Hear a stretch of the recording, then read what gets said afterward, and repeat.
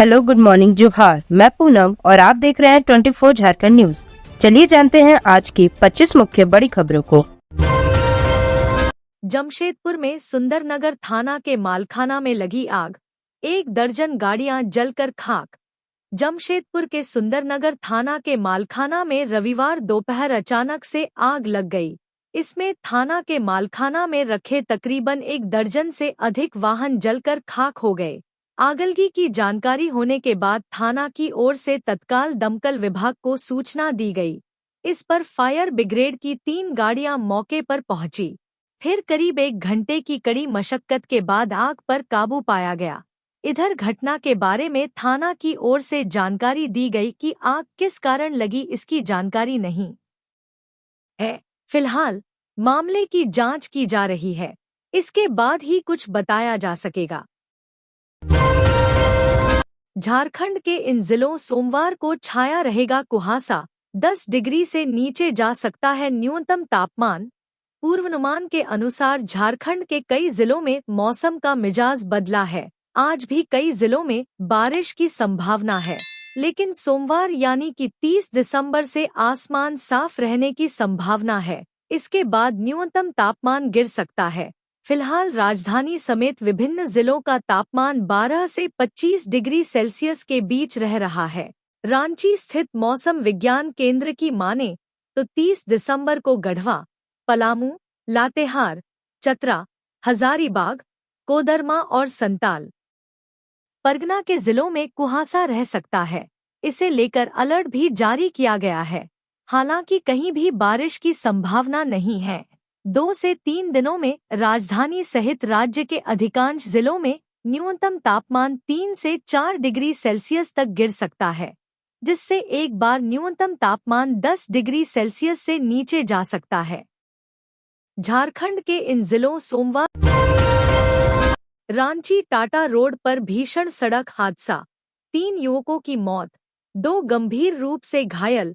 राजधानी रांची से सटे रांची टाटा मुख्य मार्ग पर भीषण सड़क हादसा हुआ है। हादसे में 3 लोगों की मौके पर ही मौत हो गई, वहीं 2 की हालत गंभीर है। सूचना मिलने पर पहुंची तमाड़ पुलिस ने घायलों को तत्काल इलाज के लिए अस्पताल पहुंचाया। दरअसल जानकारी के अनुसार NH 33 के रांची टाटा मार्ग पर पोड़ाडीह गांव के पास एक ट्रेलर ने 2 बाइक को पीछे से टक्कर मार दी। हादसा इतना भीषण था कि एक बाइक पर सवार 3 युवकों की मौके पर ही मौत हो गई, जबकि दूसरी बाइक पर सवार 2 लोग गंभीर रूप से घायल हो गए। स्थानीय लोगों और पुलिस की मदद से घायलों को इलाज के लिए तमाड़ अस्पताल पहुंचाया गया। पुलिस ने तीनों शवों को अपने कब्जे में लेकर थाने ले गई। मृतक और घायलों की अभी तक पहचान नहीं हो पाई है। सभी युवक जमशेदपुर की ओर जा रहे थे। स्थानीय लोगों के अनुसार दोनों बाइक पर सवार सभी लोग द्यूड़ी मंदिर में पूजा करने के बाद जलप्रपात घूमने जा रहे थे। तमाड़ थाना प्रभारी रोशन झा ने बताया कि मृतकों और गिरिडीह में 9वीं की छात्रा के साथ दुष्कर्म, आरोपी गिरफ्तार। झारखंड के गिरिडीह से एक बड़ी खबर आ रही है। यहाँ सरिया में कक्षा 9वीं की छात्रा के साथ दुष्कर्म की घटना सामने आई है। बताया जा रहा है कि ग्रामीणों ने आरोपी को पकड़कर पुलिस के हवाले कर दिया है। घटना शनिवार की है, जब सरिया थाना क्षेत्र के एक गांव में दलित छात्रा के साथ दुष्कर्म की वारदात को अंजाम दिया गया। वह 9वीं कक्षा में पढ़ती है। घटना का आरोपी एक नाबालिग ट्रैक्टर चालक है, जिसे पीड़िता के परिजनों और ग्रामीणों ने पकड़कर पुलिस को सौंप दिया। घटना के संबंध में पीड़िता ने बताया कि शौच जाने के क्रम में एक नाबालिग युवक उसे जबरन झाड़ी में ले गया। यहां उसने छात्रा के साथ दुष्कर्म और मारपीट की। इस मामले में सरिया थाना प्रभारी ने जानकारी दी कि घटना की पूरी जानकारी नहीं मिली है। अब तक पीड़ित पक्ष ने भी कोई आवेदन नहीं दिया है, जबकि एक किशोर को हिरासत में लिया गया है। गिरिडीह में 9वीं की छात्रा के साथ दुष्कर्म, आरोपी गिरफ्तार। झारखंड के गिरिडीह से एक बड़ी खबर आ रही है। यहाँ सरिया में कक्षा 9वीं की छात्रा के साथ दुष्कर्म की घटना सामने आई है। बताया जा रहा है कि ग्रामीणों ने आरोपी को पकड़कर पुलिस के हवाले कर दिया है। घटना शनिवार की है, जब सरिया थाना क्षेत्र के एक गांव में दलित छात्रा के साथ दुष्कर्म की वारदात को अंजाम दिया गया। वह 9वीं कक्षा में पढ़ती है। घटना का आरोपी एक नाबालिग ट्रैक्टर चालक है, जिसे पीड़िता के परिजनों और ग्रामीणों ने पकड़कर पुलिस को सौंप दिया। घटना के संबंध में पीड़िता आवासीय भवन का व्यावसायिक उपयोग करने वाले 34 भवन मालिकों को नोटिस। रांची नगर निगम अब ऐसे भवनों पर अधिनियम के तहत होल्डिंग टैक्स वसूलेगा। निर्धारित होल्डिंग टैक्स का 150% जुर्माने के रूप में वसूला जाएगा। जुर्माने की राशि नहीं देने पर संबंधित भवन मालिक के बैंक अकाउंट को फ्रीज करने के साथ भवन को भी सील करने की कार्रवाई की जा सकती है। रांची नगर निगम ने उन लोगों पर कार्रवाई शुरू कर दी है जो आवासीय भवन का होल्डिंग टैक्स देकर भवन का व्यावसायिक उपयोग कर रहे हैं। ऐसे 34 लोगों को नोटिस भेजा है। कहा है कि आपके द्वारा भवन का होल्डिंग टैक्स आवासीय के रूप में दिया जाता है, लेकिन आपके भवन का व्यावसायिक उपयोग हो रहा है। ऐसे में क्यों नहीं नगर निगम नगरपालिका अधिनियम के तहत आप पर कार्रवाई करे। आवासीय भवन का व्यावसायिक उपयोग करने वाले 34 भवन मालिकों को नोटिस। रांची नगर निगम अब ऐसे भवनों पर अधिनियम के तहत होल्डिंग टैक्स वसूलेगा। निर्धारित होल्डिंग टैक्स का 150% जुर्माने के रूप में वसूला जाएगा।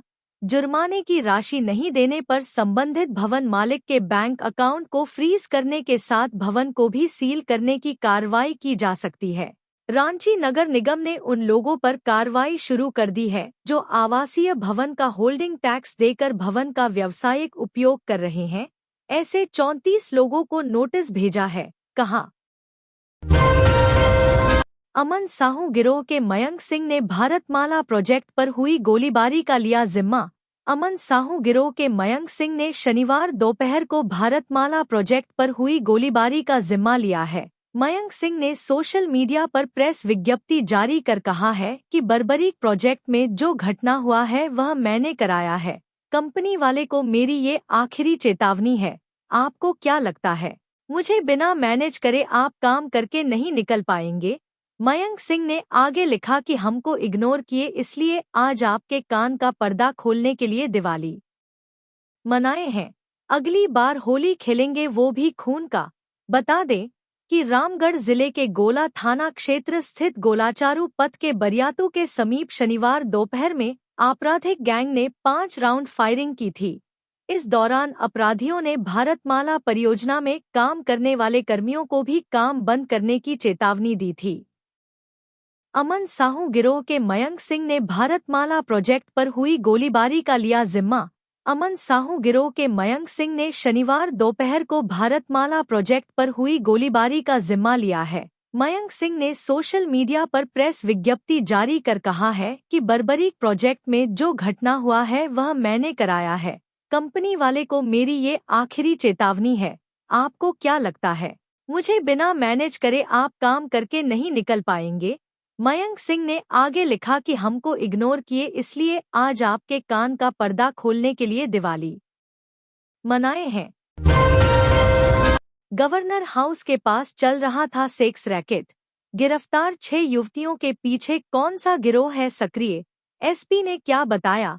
राजधानी रांची में इन दिनों देह व्यापार बड़ी तेजी से फल फूल रहा है। पुलिस इसमें शामिल महिलाओं और कारोबारियों को गिरफ्तार कर लगातार जेल भेज रही है। रांची एसपी चंदन कुमार सिंह के आदेश पर पुलिस लगातार इन पर कार्रवाई कर रही है। इसी दौरान शनिवार देर रात को कोतवाली थाना क्षेत्र स्थित राजभवन के पास छापेमारी कर पुलिस ने 6 महिलाओं को हिरासत में लिया है। सभी को देह व्यापार के आरोप में डिटेन किया गया है। कोतवाली थाना प्रभारी और महिला थाना प्रभारी ने यह कार्रवाई की थी। जानकारी के अनुसार पुलिस को लगातार सूचना मिल रही थी कि राजभवन के पास कुछ महिलाएं खड़ी रहती है। इनके द्वारा देह व्यापार का संचालन किया जा रहा है। शनिवार को कोतवाली डीएसपी प्रकाश सोए को यह सूचना मिली। इसके बाद डीएसपी ने कोतवाली महिला थाना प्रभारी और कोतवाली थाना प्रभारी के नेतृत्व में एक छापेमारी टीम का गठन किया। टीम ने छापेमारी करते हुए राजभवन के पास से महिलाओं को हिरासत में ले लिया। सभी से पूछताछ की जा रही है। पुलिस ने बताया कि पूछताछ के बाद देह व्यापार में शामिल महिलाओं को जेल भेज दिया जाएगा। सभी से गहन पूछताछ चल रही है। गिरोह के अन्य लोगों का पता लगाया जा रहा है। आगे छापेमारी में और गिरफ्तारी हो सकती है। कुट्टी काटने की मशीन की चपेट में आया, हुई मौत। काम के दौरान मशीन की ब्लेड में से कटा एक हाथ, गंभीर रूप से हुआ घायल। कोडरमा जिले के तिलैया थाना क्षेत्र के डोयाडीह में रविवार की सुबह कुट्टी काटने की मशीन की चपेट में आने से एक व्यक्ति गंभीर रूप से घायल हो गए। इसके बाद परिजन उसे इलाज के लिए सदर अस्पताल कोडरमा लेकर पहुंचे, जहां चिकित्सकों ने उसे मृत घोषित कर दिया। मृतक की पहचान डोयाडीह निवासी अनिल साव उम्र 42 वर्ष पिता हरि साव के रूप में हुई है। मिली जानकारी के अनुसार रविवार की सुबह अनिल अपने घर के समीप कुट्टी काटने की मशीन से पुआल की कटिंग कर रहे थे। इसी दौरान अचानक पैर फिसल जाने पर वह मशीन की चपेट में आ गए और उनका एक हाथ मशीन में फंसकर कट गया। इसके बाद लोगों ने आनन फानन में मशीन को बंद किया और गंभीर रूप से घायल अनिल को इलाज के लिए सदर अस्पताल कोडरमा लेकर पहुंचे, जहां चिकित्सकों ने उसे मृत घोषित कर दिया। घटना की सूचना पर पुलिस ने शव को कब्जे में लेकर पोस्टमार्टम के लिए भेज दिया। भाजपा नेता से पीएलएफआई ने मांगी रंगदारी, कहा संगठन को करे सपोर्ट। राज्य भर में उग्रवादी संगठन पीएलएफआई के नाम पर रंगदारी के मामले लगातार सामने आ रहे हैं। इस बार शहर के जाने-माने बिल्डर और भाजपा नेता रमेश सिंह को पीएलएफआई के नाम पर फोन करके संगठन को मदद करने की बात कही गई है। इस संबंध में भाजपा नेता सह बिल्डर रमेश सिंह ने सुखदेव नगर थाने में प्राथमिकी दर्ज कराई है। भाजपा नेता की ओर से थाने में दिए गए आवेदन में कहा गया है कि शनिवार को उनके मोबाइल पर एक व्यक्ति ने फोन किया। फोन करने वाले व्यक्ति ने खुद को पीएलएफआई संगठन से जुड़े होने की बात बताई। उसने भाजपा नेता से कहा कि संगठन के कमांडर समेत सदस्यों की नजर उन पर है, संगठन को सहयोग करें, संगठन भी आपका सहयोग करेगा। साथ ही धमकी दी गई है कि यदि संगठन को सहयोग नहीं किया गया तो फिर उनके खिलाफ संगठन कार्रवाई करेगा। मामले को लेकर सुखदेव नगर थाना प्रभारी मनोज कुमार ने बताया कि दर्ज प्राथमिकी के आधार पर मामले की तफ्तीश की जा रही है। इस मामले में पुलिस टेक्निकल सेल की भी मदद ले रही है। भाजपा नेता को जिस नंबर से कॉल आया था उसकी भी जानकारी इकट्ठा की जा रही है। भाजपा नेता से पीएलएफआई ने मांगी रंगदारी, कहा संगठन को करे सपोर्ट। राज्य भर में उग्रवादी संगठन पीएलएफआई के नाम पर रंगदारी के रांची में शराब पीकर वाहन चलाने वालों पर कार्रवाई, जाने कितना है अल्कोहल लिमिटेशन और सजा का प्रावधान। राजधानी वासी नए साल के जश्न में ट्रैफिक नियम तोड़ने की गलती न करें, नहीं तो उनके लिए अच्छा होगा, क्योंकि पकड़े जाने पर वाहन चालकों की गाड़ी जब्त होने के साथ उन पर जुर्माना भी लगेगा। रांची ट्रैफिक पुलिस द्वारा अधिक शराब पीकर गाड़ी चलाने वालों पर लगाम कसना शुरू कर दिया गया है। इसी के तहत ट्रैफिक पुलिस की ओर से लगातार ड्रिंक एंड ड्राइव अभियान चलाया जा रहा है। ट्रैफिक पुलिस के आंकड़े के अनुसार 1 से लेकर 27 दिसंबर तक चलाए गए इस अभियान के दौरान शहर के विभिन्न इलाकों में से 2300 वाहन चालकों की ब्रेथ एनालाइजर के जरिए जांच की गई। इसमें 25 ऐसे वाहन चालक पकड़े गए जो निर्धारित मापदंड से अधिक शराब पीकर गाड़ी चला रहे थे। इन चालकों की गाड़ी को पुलिस ने जब्त कर लिया है। साथ ही चालकों के वाहनों को कोर्ट भेज दिया गया। ट्रैफिक एसपी कैलाश करमाली ने बताया कि लोग नए साल का जश्न अभी से मनाना शुरू कर चुके हैं। ऐसे में कोई दुर्घटना ना हो, इसके लिए लगातार ड्रिंक एंड ड्राइव अभियान चलाया जा रहा है। कोई भी चालक अधिक शराब पीकर गाड़ी चलाते पकड़ा गया तो उनके वाहन को जब्त कर लिया जाएगा। रांची में शराब पीकर वाहन चलाने वालों पर कार्रवाई, जाने कितना है अल्कोहल लिमिटेशन और सजा का प्रावधान। राजधानी वासी नए साल के जश्न में ट्रैफिक नियम तोड़ने की गलती न करें, नहीं तो उनके लिए अच्छा होगा, क्योंकि पकड़े जाने पर वाहन चालकों की गाड़ी जब्त होने के साथ उन पर जुर्माना भी लगेगा। रांची ट्रैफिक पुलिस द्वारा अधिक शराब पीकर गाड़ी चलाने वालों विधायक जयराम महतो की दादी पोते के एमएलए बनने के बाद भी बेचती हैं सब्जी, तस्वीर हो रही वायरल। झारखंड लोकतांत्रिक क्रांतिकारी मोर्चा जेएलकेएम प्रमुख और विधायक जयराम महतो की दादी की तस्वीर सोशल मीडिया पर वायरल हो रही है। झारखंड के सबसे युवा विधायक जयराम महतो की दादी अपने पोते के एमएलए बन जाने के बावजूद पहले की तरह बाजार में सड़क किनारे सब्जी बेच रही हैं। जयराम महतो की 84 वर्षीय दादी झुपरी देवी अपने पोते के विधायक बन जाने के बावजूद घर परिवार का खर्चा चलाने के लिए पहले की तरह सब्जी बेच रही हैं। वायरल तस्वीर धनबाद के तोपचांची हटिया की है, जहां झुपरी देवी सब्जी बेच रही हैं। बताया जाता है कि जयराम महतो की दादी खुद अब भी खेतों में मेहनत करती हैं और अपने खेतों में उपजी सब्जियों को तोड़कर बाजार बेचने के लिए ले जाती हैं। बचपन में ही पिता के निधन के बाद मां और दादी ने ही सब्जी बेचकर जयराम महतो को पढ़ाया और परवरिश की है। संघर्ष के बीच जीवन जीने की आदत पोते के विधायक के बनने के बाद भी नहीं बदली। जयराम महतो की मां की जीवन शैली भी अपने बेटे के विधायक बन जाने के बावजूद नहीं बदली है। धनबाद में आगजनी, 2 पक्षों में जमीन विवाद के बाद लगा दी झोपड़ी में आग। धनबाद जिले के बैंक मोड़ थाना क्षेत्र के नया बाजार में जमीन विवाद में झोपड़ी में आग लगा दी गई है। देखते ही देखते आग की लपटें तेज हो गई, जिसके बाद स्थानीय लोगों ने इसकी सूचना अग्निशमन विभाग को दी। सूचना मिलने के बाद अग्निशमन विभाग का दमकल वाहन मौके पर पहुंचा और कर्मियों ने आग पर काबू पाया। बताते चलें कि 2 पक्षों में जमीन विवाद को लेकर बात इतनी बढ़ गई कि इस विवाद में झोपड़ी में आग लगा दी गई।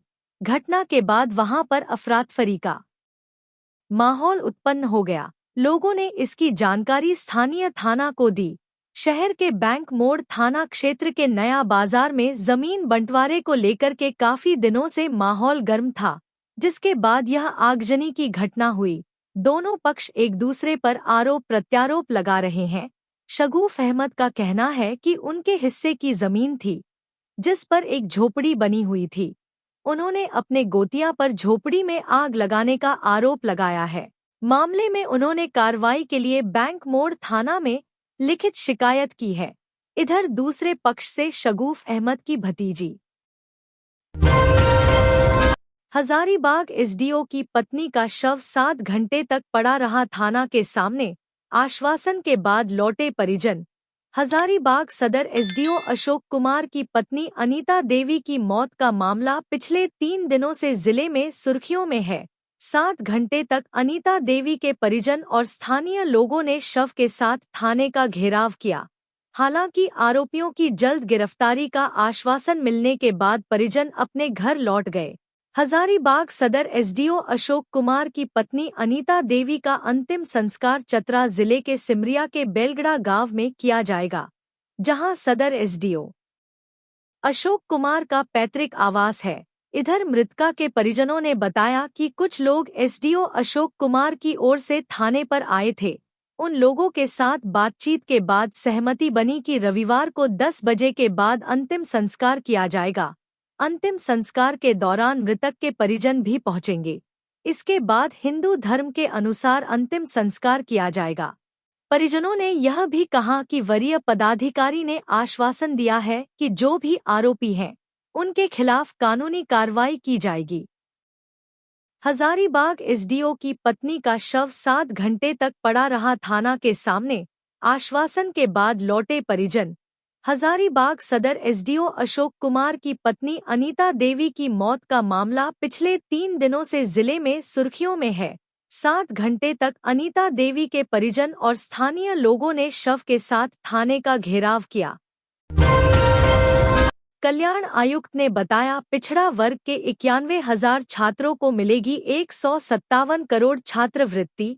कल्याण आयुक्त अजय नाथ झा ने शनिवार को सोशल मीडिया में किए अपने एक पोस्ट में कल्याण छात्रवृत्ति के महत्वपूर्ण तथ्य की जानकारी दी है।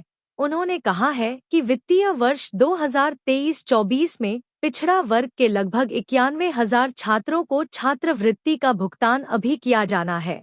इसके लिए कल्याण मंत्री के अनुमोदन से विभाग द्वारा 157 करोड़ राशि उपलब्ध कराने की पहल की जा रही है।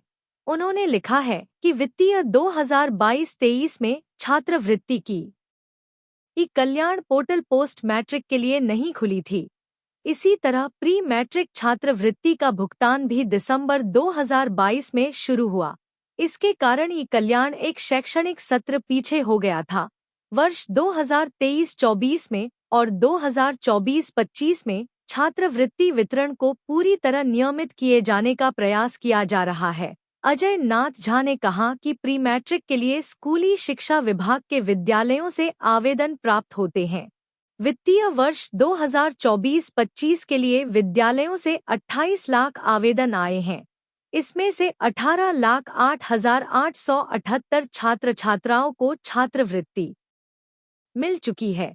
प्री मैट्रिक के लिए आवंटित राशि कार्यालय को उपलब्ध है। जिलों को निर्देश दिए गए हैं कि शैक्षणिक सत्र 2024-25 की समाप्ति से पहले और भी जितने आवेदन प्राप्त हों, उन सभी का संपूर्ण भुगतान पूरा कर दें। इसके अलावा किसी भी मामले में आवंटन की तत्काल कोई कमी नहीं है। नए साल पर बाबा बैद्यनाथ का शीघ्र दर्शन होगा महंगा, कूपन रेट डबल। नया साल आने में अब सिर्फ 3 दिन बचे हैं। नए साल का जश्न हर कोई अलग अलग तरीके से मनाता है। कुछ लोग डीजे की धुन पर नाचकर नया साल सेलिब्रेट करते हैं, तो कुछ लोग मंदिरों में भगवान के आगे माथा टेककर नए साल पर बाबा बैद्यनाथ के मंदिर में काफी भीड़ होती है। 1 जनवरी को बाबा बैद्यनाथ मंदिर में शीघ्र दर्शनम कूपन का शुल्क 600 रुपये होगा, जबकि आम दिनों में यह 300 रुपये होता है। नए साल पर श्रद्धालुओं की भारी भीड़ उमड़ती है। इसे नियंत्रित करने और सुरक्षा के पुख्ता इंतजाम किए जा रहे हैं। तैयारियों को लेकर शुक्रवार को अनुमंडल कार्यालय में बैठक हुई। इसकी अध्यक्षता अनुमंडल पदाधिकारी सह बाबा मंदिर प्रभारी रवि कुमार ने की। बैठक में तय हुआ कि पहले की तरह विशेष अवसर पर शीघ्र दर्शनम कूपन का दर 600 रुपया होगा। बैठक में नव वर्ष की तैयारियों को लेकर नगर निगम के अधिकारियों, मंदिर के दंडाधिकारियों एवं पुलिस पदाधिकारियों को आपसी समन्वय के साथ कार्य करने का निर्देश दिया। नए साल पर बाबा बैद्यनाथ का शीघ्र दर्शन होगा महंगा, कूपन रेट डबल। नया साल आने में अब सिर्फ 3। बिहार झारखंड से साइबर अपराधियों के खिलाफ बड़ी कार्रवाई। 31 सिम कार्ड और 11 मोबाइल फोन बरामद। गोड्डा जिला पुलिस द्वारा साइबर अपराध के तहत एक बड़ी कार्रवाई की गई है। गोड्डा पुलिस ने बिहार झारखंड के 4 जिलों से 5 साइबर अपराधियों को गिरफ्तार किया है। मौके पर गिरफ्तार अपराधियों के पास से 31 सिम कार्ड, 11 मोबाइल समेत अन्य सामान बरामद किए गए हैं। पुलिस के मुताबिक साइबर अपराध से जुड़े एक इंटरस्टेट गिरोह का खुलासा करते हुए कुल 5 लोगों को गिरफ्तार किया गया, जो सीधे तौर पर साइबर अपराध से जुड़े हैं। ये अपराधी लोगों को फर्जी डॉक्यूमेंट के माध्यम से सिम कार्ड उपलब्ध करवाते थे। गिरफ्तार अपराधी दुमका, भागलपुर, बांका और गोड्डा जिले के रहने वाले हैं। इस मामले में एसडीपीओ अशोक प्रियदर्शी ने बताया कि एसपी के निर्देश पर साइबर अपराध पर नियंत्रण के लिए बनाए गए प्रतिबिंब ऐप के जरिए साइबर अपराध में संलिप्त लोगों को ट्रेस किया गया। इसके लिए प्रशिक्षु डीएसपी कुमार गौरव, नगर थाना प्रभारी दिनेश महली के अन्य पुलिस पदाधिकारी के नेतृत्व में टीम गठित कर छापेमारी शुरू की गई। बिहार झारखंड से साइबर अपराधियों के खिलाफ बड़ी कार्रवाई। 31 सिम कार्ड और 11 मोबाइल फोन बरामद। गोड्डा जिला पुलिस द्वारा साइबर अपराध के तहत एक बड़ी कार्रवाई की गई है। गोड्डा पुलिस ने बिहार झारखंड के 4 जिलों से 5 साइबर अपराधियों को गिरफ्तार किया है। मौके पर गिरफ्तार अपराधियों के पास से 31 सिम कार्ड, 11 मोबाइल समेत अन्य सामान बरामद किए गए हैं। पुलिस के मुताबिक साइबर अपराध से जुड़े एक सोलर पावर की ओर कदम बढ़ा रहा झारखंड। 31 जलाशयों की 900 मेगावाट उत्पादन क्षमता। झारखंड सोलर पावर की ओर कदम बढ़ा रहा है। झारखंड के चयनित 31 जलाशयों में फ्लोटिंग सोलर पावर की क्षमता 900 मेगावाट आकी गई है। इसके तहत विभिन्न प्रोजेक्टों की न्यूनतम उत्पादन क्षमता 2 मेगावाट होगी। इधर कोदरमा में सोलर प्लांट से 10 मेगावाट बिजली का उत्पादन शुरू हो गया है। इसके अलावा इस प्लांट के रिजर्वायर में 6 मेगावाट क्षमता के फ्लोटिंग पावर प्लांट का निर्माण किया जा रहा है। आने वाले दिनों में कोदरमा में सोलर पावर से 171 मेगावाट बिजली का उत्पादन होगा। तिलिया डैम में 155 मेगावाट फ्लोटिंग पावर प्लांट का निर्माण होगा। इसकी तैयारी शुरू कर दी गई है। वहीं गिरिडीह में 17 मेगावाट का ground mounted solar power plant स्थापित होगा। इसके लिए 34 एकड़ भूमि की तलाश की जा रही है, जबकि टाटा स्टील के कूलिंग पॉन्ड से 10.8 मेगावाट बिजली का उत्पादन हो रहा है। इसमें 5-5 मेगावाट के 2 फ्लोटिंग प्लांट लगाए गए हैं। जेरेडा द्वारा राज्य का सबसे बड़ा floating solar power plant Chandil dam में बनाया जाना है। यहाँ 600 मेगावाट का प्लांट बनना है, जिसका सर्वे कार्य पूरा कर लिया गया है। तेनुघाट डैम में पलामू में एसपी ने 10 पुलिस पदाधिकारियों को किया सम्मानित। सभी ने चुनाव के दौरान किया था अच्छा काम। लोकसभा एवं विधानसभा चुनाव में बेहतर कार्य करने वाले 10 पुलिस अधिकारी एवं जवानों को सम्मानित किया गया है। पुलिस मुख्यालय की तरफ से पलामू में बेहतर प्रदर्शन करने वाले पुलिस अधिकारी एवं जवानों को प्रशस्ति पत्र भेजा गया है। लोकसभा एवं विधानसभा चुनाव में बेहतर कार्य करने वाले पुलिस अधिकारियों को एक समारोह में पलामू एसपी रेशमा रमेशन ने पुलिस मुख्यालय की तरफ से मिले प्रशस्ति पत्र को सौंपा है। पुलिस मुख्यालय की तरफ से प्रशस्ति पत्र पलामू के एएसपी राकेश सिंह, प्रशिक्षु डीएसपी राजीव रंजन, राजेश यादव, मनातू थाना प्रभारी निर्मल उरांव, सदर थाना प्रभारी उत्तम कुमार, एएसआई राकेश कुमार सिंह, कांस्टेबल कृष्ण कुमार, सौरभ कुमार, विनय पांडे, आईआरबी 10 के सब इंस्पेक्टर नागेंद्र चौधरी को दिया गया है। सम्मानित किए गए सभी पुलिस अधिकारियों ने लोकसभा एवं विधानसभा चुनाव पर पलामू में बेहतर कार्य किया था। पलामू में एसपी ने 10 पुलिस पदाधिकारियों को किया सम्मानित। सभी ने चुनाव के दौरान किया था अच्छा काम।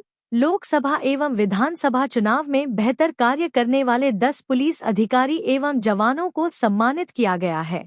पुलिस मुख्यालय की तरफ से पलामू में बेहतर प्रदर्शन करने वाले पुलिस अधिकारी एवं जवानों को प्रशस्ति पत्र भेजा गया है।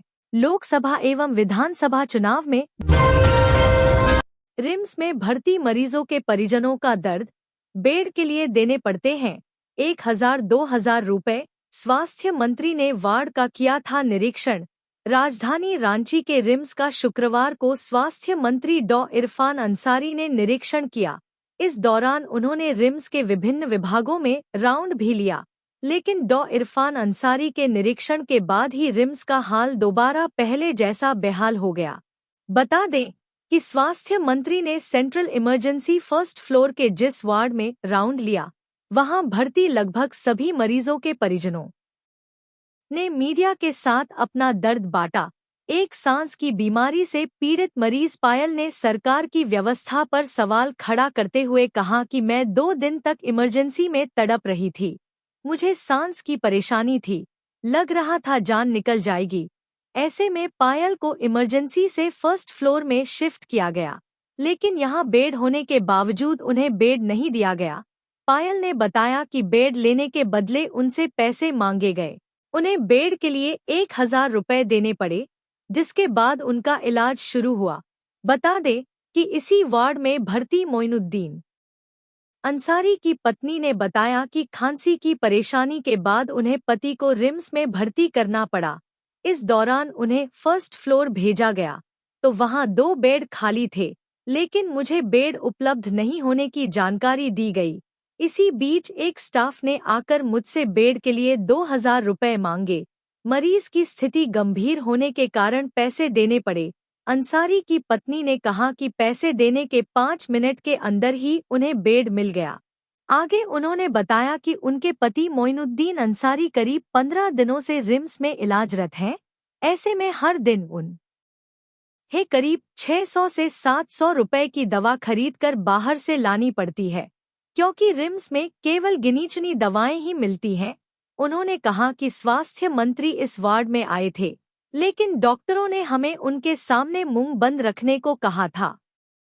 तो ये थी आज की झारखंड की टॉप बड़ी खबरें। इसी तरह झारखंड की हर छोटी सी बड़ी खबर देखने के लिए आप हमारे चैनल 24 झारखंड न्यूज को सब्सक्राइब करके बेल आइकन प्रेस कर ले, जिससे झारखंड की हर छोटी सी बड़ी खबर की अपडेट आप तक पहुंचता रहे। तो आज के लिए बस इतना ही, हमें दीजिए इजाजत, फिर मिलते हैं नेक्स्ट न्यूज में।